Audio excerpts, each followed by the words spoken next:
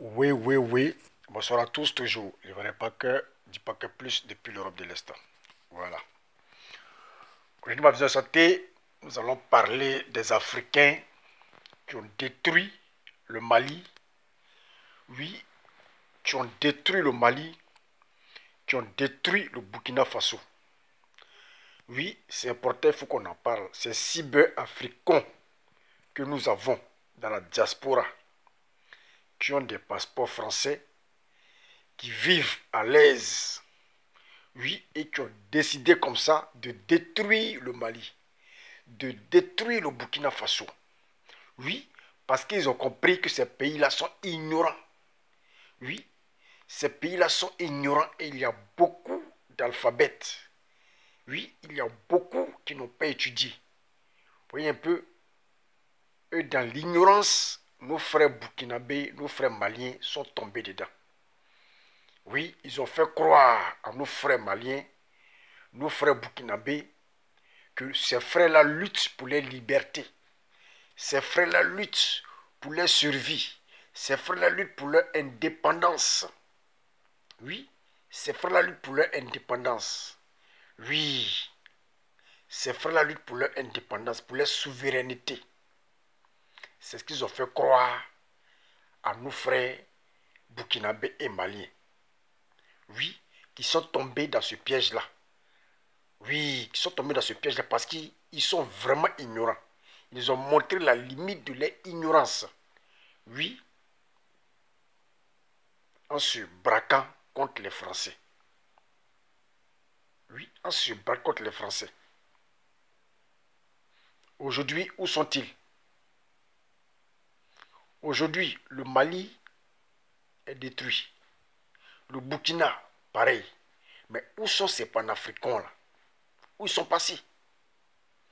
Est-ce que vous les voyez faire des vidéos parler encore du Mali? Est-ce que vous les voyez faire des vidéos parler encore du Burkina? Parce que eux, les missions accomplies. Mais où sont-ils aujourd'hui? D'autres sont dans les business en Côte d'Ivoire. Oui. D'autres sont dans les business en Côte d'Ivoire. Pourtant, sont eux qui ont demandé que le Mali ait sa souveraineté, alors que le Mali est un pays en paix, tranquille, le business marchait. Pareil pour le Burkina. Mais aujourd'hui au Burkina, vous voyez, rien ne marche au Burkina. Les gens souffrent. Mali, c'est pareil. Oui, Mali, c'est pareil. Aujourd'hui, ils vous ont demandé d'appeler les Wagner. Nous avons vu aujourd'hui le ministre des Affaires étrangères russe qui arrive au Burkina, eux au Mali, je ne sais quoi, dans quel pays au Burkina ou au Mali, et qui dit au Burkinabé, vous aurez nos soutiens pour combattre les djihadistes. Mais attendez, les Burkinabés, attendez, vous aurez nos soutiens pour combattre le djihadisme. Le ministre des Affaires étrangères qui dit ça. J'ai clairement dit, vous aurez besoin de nos soutiens pour combattre le djihadisme et vous avez besoin de nos soutiens économiques. Nous allons vous aider économiquement. Parce que économiquement, ça ne va pas. Nous allons vous faire des prêts, des crédits. Nous allons vous aider à développer le Mali. Mais ce n'est pas le cas. Mais ici, le ministre des Affaires étrangères, Sergei Lavrov, vient parler de nous allons vous aider à combattre le djihadisme. Donc après, lorsque vous combattre le djihadisme, et après, comment vont vivre les Maliens et les Burkinabés? Alors qu'avec la France, ces Maliens et ces Burkinabés recevaient 1 milliard par an pour le développement du pays. 1 milliard par an pour le développement du pays. Mais aujourd'hui, là, à cause de cette crise qui a été montée de toutes pièces par les soi-disant panafricains, oui, pour allier les Russes, Wagner, les Russes, oui, Wagner, les Russes, les Européens sont retirés. Aujourd'hui, cette somme-là, le Mali ne pourra plus recevoir. Le Burkina, pareil. Mais est-ce que la Russie sera capable de combler ce trou-là? C'est ça le vrai problème. est-ce que la Russie sera capable de combler ce trou-là? Parce que c'est une grosse pète. Oui, c'est une grosse pète. Aujourd'hui, remarquez, les investisseurs ont tous quitté le Mali pour d'autres pays de la sous-région. Les investisseurs maliens, aujourd'hui, ont préféré investir en Côte d'Ivoire parce que le Mali n'est pas un pays stable. Le Burkina n'est pas un pays stable. Voyez-vous un peu? Aujourd'hui, c'est panafricains, oui, qui ont utilisé votre ignorance. Ils ont tous fui pour aller investir ailleurs et qui vous ont demandé de vous soulever. Oui, de vous soulever, d'après eux comme Thomas Sankara, de chercher vos libertés, vos souverainetés. La finalité, ils sont où? Ces Camerounais comme Franklin Nyamsi, comme les Philippe Simon, aujourd'hui ils sont où? Nathalie Nyang, qui est en Suisse, qui jouit du passeport suisse, qui jouit du passeport suisse.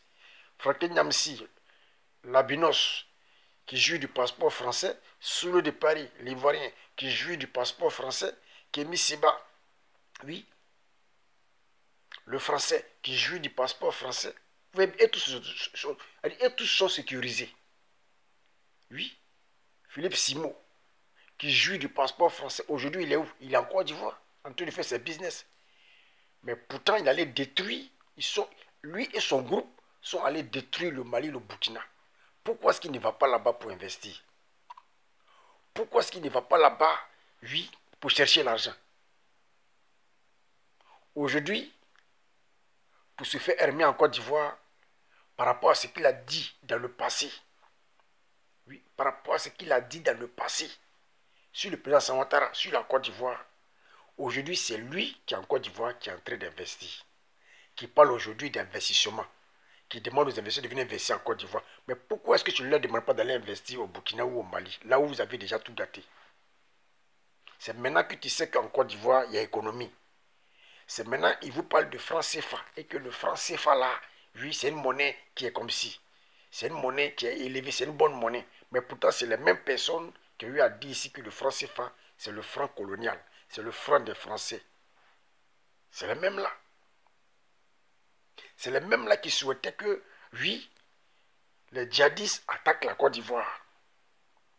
Oui, que Alassane Ouattara, c'est le sous-préfet de la France. Vrai ou faux? Que Alassane Ouattara, c'est le sous-préfet de la France. La Côte d'Ivoire, c'est une sous-préfecture de la France. Mais là où ils veulent investir aujourd'hui en Côte d'Ivoire, là, qui sont ceux qui sont là-bas? Est-ce que ce n'est pas les mêmes soldats qui ont été chassés au Mali, au Burkina, qui se trouvent en Côte d'Ivoire? Mais lorsque vous partez investir pour vos intérêts là-bas, là, on ne parle plus de sous-préfecture de la France. Oui, on ne dit pas que la Ouattara, oui, c'est le sous-préfet de la France. Aujourd'hui, on fait les éloges de la Ouattara. Oui, parce qu'on veut gagner le cœur des Ivoiriens. Oui, on change sa veste. Cela doit amener les Burkinabés et les Maliens à comprendre. Aujourd'hui, votre pays est vendu. Aujourd'hui, voilà qu'il y a un nouveau colonisateur, la Russie, qui est arrivé. Les panafricains, vous dites quoi? Ils ont tous fermé les bouches. Personne ne parle. Parce que vous ne pouvez pas parler de souveraineté, chasser le pays qui vous aide, le pays qui vous a colonisé pendant des années, qui vous aide, et faire venir encore un autre colonisateur qui est la Russie. Et la Russie qui vous parle de on va vous aider à combattre le djihadisme, mais qui ne vous parle pas de comment nous allons développer votre pays. Comment nous allons vous donner des prêts pour que vous puissiez développer votre pays, construire votre pays. Mais pourtant, ce sont eux, à longueur de journée, qui pillent l'or du Burkina, qui pillent l'or du Mali, qui pillent les deniers publics, qui pillent tout, qui appauvrit le Mali. La preuve en est la Guinée. Combien d'années les Russes sont en Guinée? Mais la Guinée est devenue quoi? Voici la Guinée là-bas. Tout est poussière seulement. Voici la Guinée là-bas. Pourtant, les Russes sont là-bas pendant ça fait 10 ans, ils sont là-bas. Quelle est l'évolution? Quelle est l'évolution? Des gens qui n'arrivent même pas à combattre l'Ukraine. C'est ceux-là qui vont venir combattre les djihadistes du Mali, combattre les djihadistes du Burkina. Avec quelle arme? Puisque la preuve en est que les soldats ukrainiens et les soldats russes sur le sol ukrainien, ils ont des vieux armes, des armes fatiguées.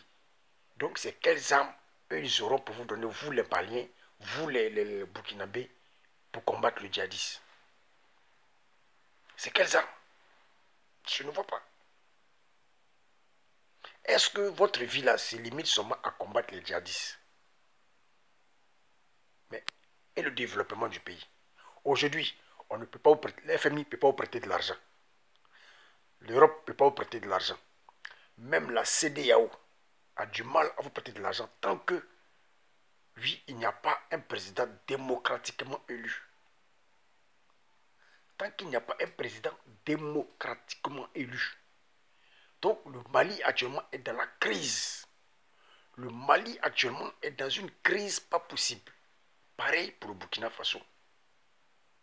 Aujourd'hui, tous ces peuples-là, quand les djihadistes frappent là-bas, c'est en Côte d'Ivoire, ils viennent. Oui, c'est en Côte d'Ivoire, c'est les mêmes personnes qui crient dans la rue. On veut la Russie, on veut la... Mais quand les djihadistes frappent là, ils fuient pour venir en Côte d'Ivoire. Ils traversent la frontière, ils fuient pour venir en Côte d'Ivoire. C'est les mêmes personnes qui crient, qui ont crié hier là. Beaucoup se trouvent en Côte d'Ivoire aujourd'hui.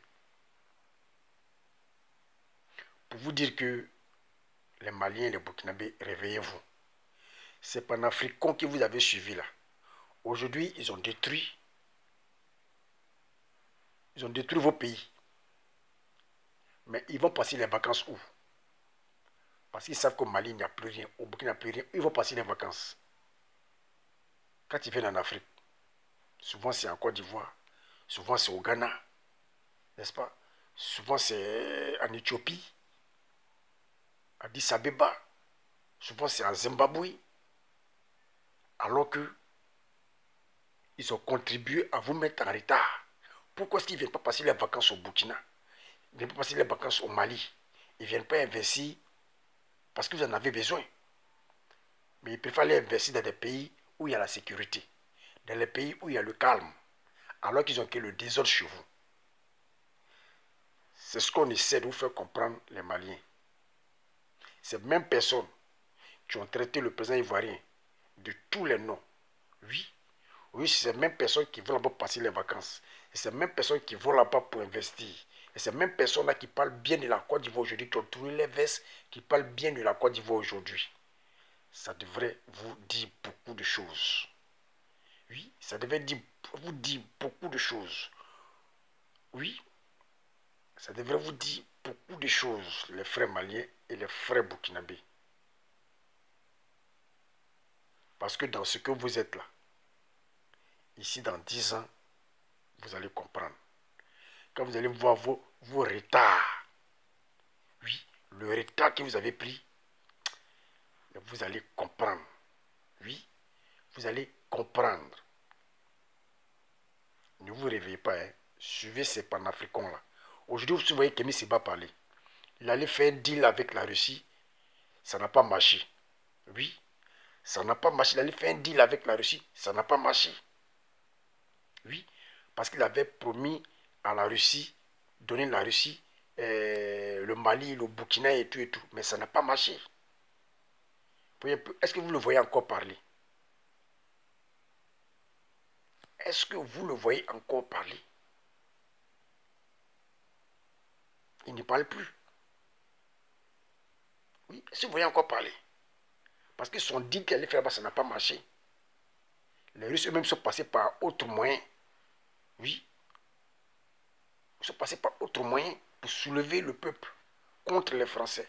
Pour soulever les Maliens contre les Français, les Burkinabés contre les Français. Kémy Séba, il a perdu. Aujourd'hui, là, voilà la Russie au Mali. Vous avez vu Kémy Séba, il parle de ça. Les Maliens, réveillez-vous. Les Burkinabés, réveillez-vous. Oui. Parce que vous êtes alliés à la Russie. La Russie va vous donner des armes pour combattre le djihadisme. Ils ne pourront jamais, jamais, jamais chasser les djihadistes de vos territoires. Oui, et même ils le savent. Mais ils vont profiter, oui, ils vont profiter pour ruiner ces deux pays-là. La Centrafrique est déjà ruinée. Ils vont profiter pour ruiner le Mali qui n'a déjà rien, ruiner le Burkina qui n'a déjà rien. Alors qu'ils savent en âme et conscience que ces djihadistes-là, ils ne peuvent pas les combattre. Ils ne peuvent pas les chasser de vos territoires. Puisque quand ça dure, et ça leur fait de l'argent. Oui, quand ça dure, et ça leur fait de l'argent. Parce que chaque fin du mois, c'est des milliards qui s'en vont.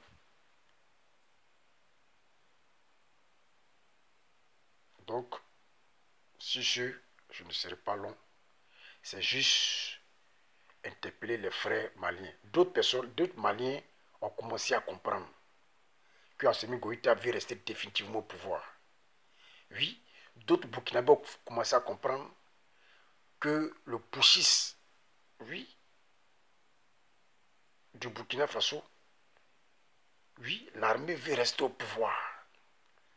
Voilà, ils veulent rester au pouvoir. Et les deux ont le même slogan.